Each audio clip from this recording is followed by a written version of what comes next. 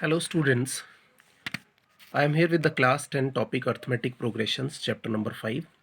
In this video I will discuss what is arithmetic progression and I am going to discuss some questions of exercise 5.1. So first I am going to start with the arithmetic progression. It is a branch of mathematics which deals with the manipulation of numbers, and manipulation means the change in numbers. Progression, as the word itself clear, progression means the change of numbers. In lower classes we have done uh, so many sequences uh, 3 comma 5 comma 7 comma 9. These are the number patterns we have done in lower classes: 1 comma 4 comma 7 comma 10 comma 13, 2 comma 4 comma 6 comma 8 comma 10. All these are the examples of the arithmetic progressions. We will see here 3 is the first term of the sequence, and after that if I'm adding a 2, I'm getting a next term 3 plus 2 5, 5 plus 2 7, 7 plus 2 9. So every new number is coming after adding a fixed term. So if new term is coming after adding a fixed term, then it is called the arithmetic progression. The second example of this sequence is 1 plus 3 is 4, plus 3 7, 7 plus 3 10, plus 13. So here also every new number is coming after adding some constant or fixed term. The third example is here 2 comma 4 comma 6, 2 plus 2 4, 4 plus 2 6, 6 plus 2 8, 8 plus 2 10. This is the example of the arithmetic progression. Also we can write one example like this way: 5 comma 5 comma 5 comma 5 comma 5, so on. So because every new number is coming after adding 0, 5 plus 0 5 plus 0 5 plus 0 5 plus 0 5. So this is also an example of the arithmetic progression. Now I am coming to the what is the difference between the sequence and series. These when the terms are written with the commas, then it is a called sequence, and when it is written with the help of some mathematical operation like plus or minus, then it becomes a series. So 1 plus 3 plus 4 plus 5 plus so on, so it is a series.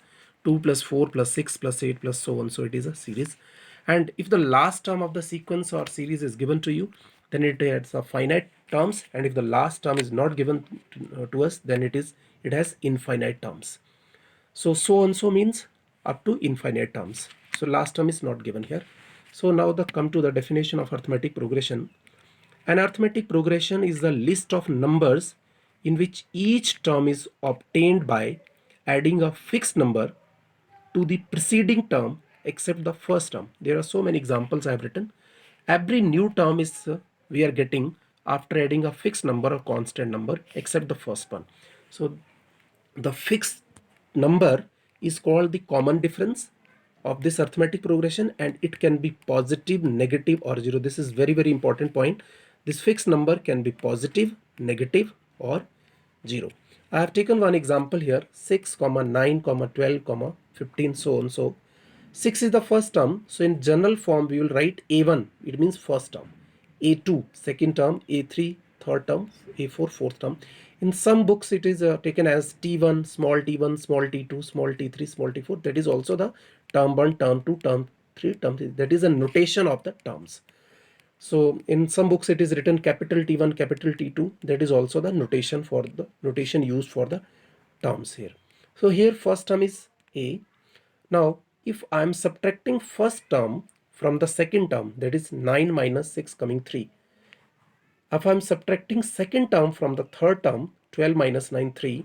I am subtracting third term from the fourth term, so that is 15 minus 12. So everywhere we will see the difference is coming same, and if the difference will come same, that is called the common difference. And if there will be the common difference, then we will say that this given sequence is an AP. So here it is an AP because 6 plus 3 is 9, 9 plus 3 is 12, 12 plus 3 is 15. And if I will do the difference like this way, so everywhere the difference will come same, then we will say that it is an AP. So how we'll get the difference? Second term minus first term, either third term minus second term, either fourth term minus of third term.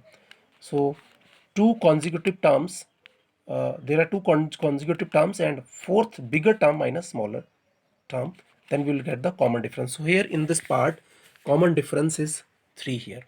Now examiner can ask the question reverse to you. The first number will be given to you, first term will be given to you, and difference will be given to you. Then how we can find the number of terms, first 4 terms or 5 terms of the given AP, sorry.